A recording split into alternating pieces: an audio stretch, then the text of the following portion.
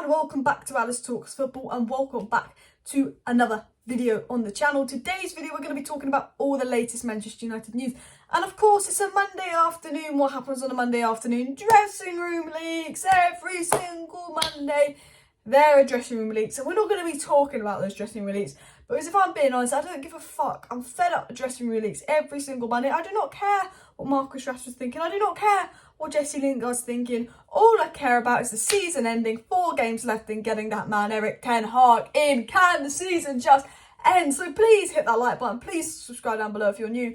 We're going to be talking about what Fabrizio Romano had to say about where the dressing room leaks are coming from, who's the problem at Man United, who's not the problem at Man United. Romano's confirmed players that are not the problem at Man United. Romano's also got into a few transfer news stories. What's the latest on Timber? What's United's transfer budget? Who are United going to be buying in the summer? What's the latest on Paul Mitchell? And the players that Manchester United will sell this summer have been revealed by Rob Dawson. So let's get right into that. Starting off with the first story today, which came from Fabrizio Romano, who said basically there are some players at Manchester United that are not focused on Manchester United. Really, water is wet, the sky is blue, we need oxygen to live, and some players at United aren't focused on Man United. But we've got about 5 players that are leaving in the summer because they're free agents, another 5 players that will be sold in the summer. And if you look at the way they're playing, it's a very obvious statement, but Romano's confirmed that. Fabrizio Romano also said there are some Manchester United players who are creating problems at the club because they are not performing at the best level and are not focused on Manchester United. I think that's what it is. There are players at United that don't want to be here. There's players at United that aren't performing well, and ultimately the dressing room is a mess. There was a lot of trouble at Manchester United, and Lingard told Scholes the dressing room's a mess. McTominay basically said the dressing room's a mess. Rangnick basically said the dressing room's a mess. I mean, even without these people saying the dressing room's a mess, with the way Manchester United have been playing, I think we could guess the dressing room's a mess.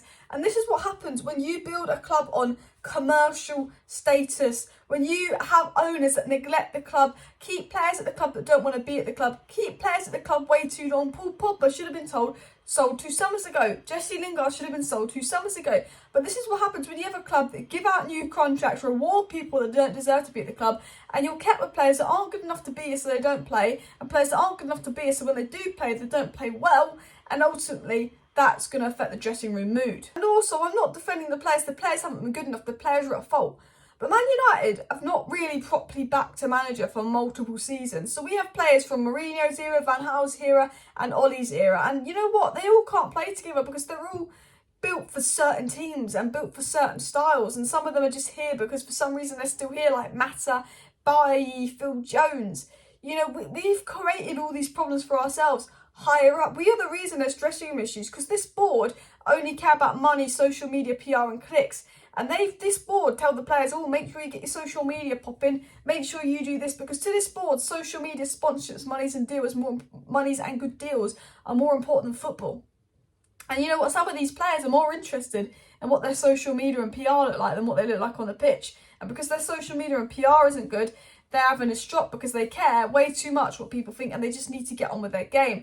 Romano did say Maguire, Luke Shaw and Bruno Fernandes are not the toxic players in the dressing room, which makes sense, I believe, Romano. Bruno's been crap, he deserves to be dropped. Luke Shaw's not had a good season and Harry Maguire's been awful and deserves to be dropped. But I know that not the players causing issues in the Man United dressing room. They might cause issues on the pitch because they've not been good enough.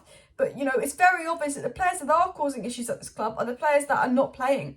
Jesse Lingard and Eric Bailly would be my guess as some of the troublemakers, because Jesse Lingard and Eric Bailly have both gone on Instagram and said things about Ralf Rangnick. Jesse Lingard basically called Rangnick a liar on Instagram.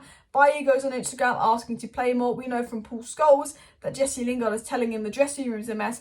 And we know basically that Ralf Rangnick will play Phil Jones over Eric Bailly. So there's a reason Ralf Rangnick really doesn't like Eric Bailly. We know that Eric Bailly and Lingard were treated poorly by Solskjaer and didn't get the minutes they deserved. And Eric Bailly and Lingard were ultimately the people complaining under Solskjaer. And all the dressing room leaks that came out under Solskjaer were players shocked by Eric Bailly's lack of minutes, players shocked by Lingard's lack of minutes. And I believe these leaks are coming from someone like Lingard, Eric Bailly, and someone not playing a lot, and someone who didn't play much under Ollie that isn't playing much now.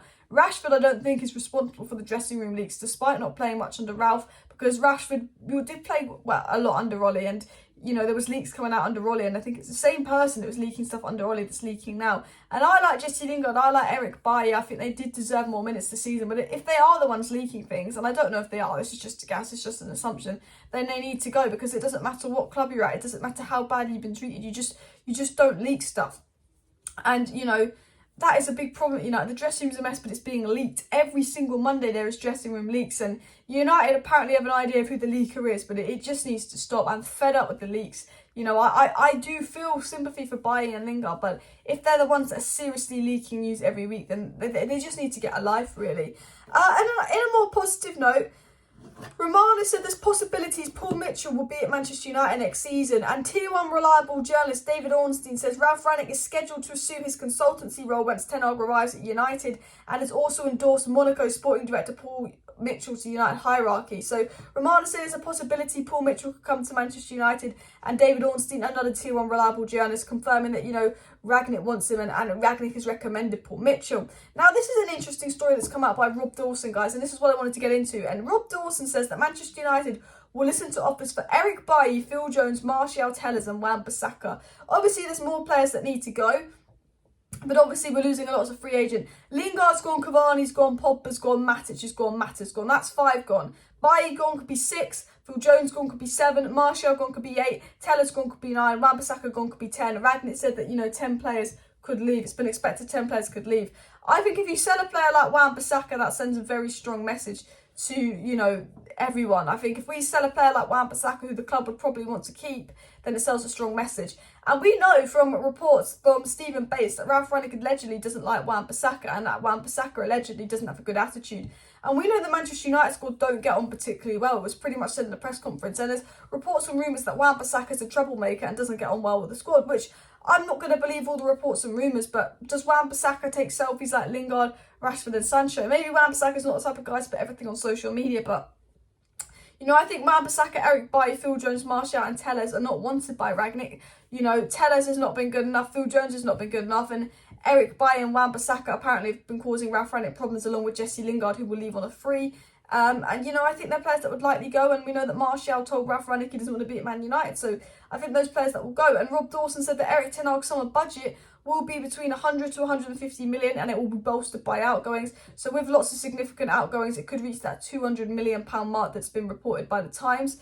And also Rob Dawson said that Eric Ten Hag will be allowed significant funds to shape the Manchester United squad, but their recruitment department are working to on a plan to bring in 3 new players, which I believe will be Timber or a centre-back, a CDM and a striker. That's what I believe it will be. This is the weird story, guys. Listen to this story. Andreas Pereira has been informed by John Murta that if his permanent move to Flamengo breaks down, Eric Ten Hag is keen to have him back at the club in the summer. Really? No. Just, I think Pereira's got the right attitude. I don't dislike Pereira, but he's not good enough. Ten Hag, please, no. No, maybe because he's got a history of Dutch in him. I don't know, maybe because the midfield's dreadful, but no, come on. Also, Rob Dawson said signing a striker and at least one midfielder is the priority for Manchester United, although United are so far bulking at some of the fees quoted. Look, United, you know, the thing about it is you slap a price tag on a player. When United are interested in that player, you slap 20 million or more on. But back to a more interesting story. Matt Law of the Daily Times says that United will sign at least one centre-back this summer. I think we're going to get Timber. We were in talks for Timber. He will be cheap. He is young. He plays under Eric Ten Hag. Make sure you subscribe, because I will be giving you all the latest on Timber to United. I think there is something in there. And obviously, Romano went on the United stand today, and he said that Eric Ten Hag would love to have Frankie de Jong. But obviously, Barcelona and Xavi would like to keep him, and de Jong wants to play Champions League football. So as much as Ten Hag would like de Jong, it's unlikely. And Romano also said that Carbon Phillips is appreciated by Ralf Rangnick, but hasn't been approved by Ten Hag. And that is sort of all the news going around. So guys, please do make sure you're subscribed to the channel if you have not already, and you hit that like button, because I will keep you up to date on all the latest Manchester United news and transfer news. But it looks like centre-back, CDM, young striker this summer. Hopefully Paul Mitchell comes in, and I think Man United have a strong idea of where the dressing room leaks are coming from. I like that we've been linked to a few names like Frankie de Jong and Carbon Phillips, but if you want my honest opinion, guys, I think it will depend in the next few weeks about who Eric Ten Hag wants, who's available for the right price. I don't think de Jong will happen. I think Carbon Phillips will be hard, but we'll have to wait and see. So do smash a like, do subscribe. See you tomorrow night. I will be live. Bye.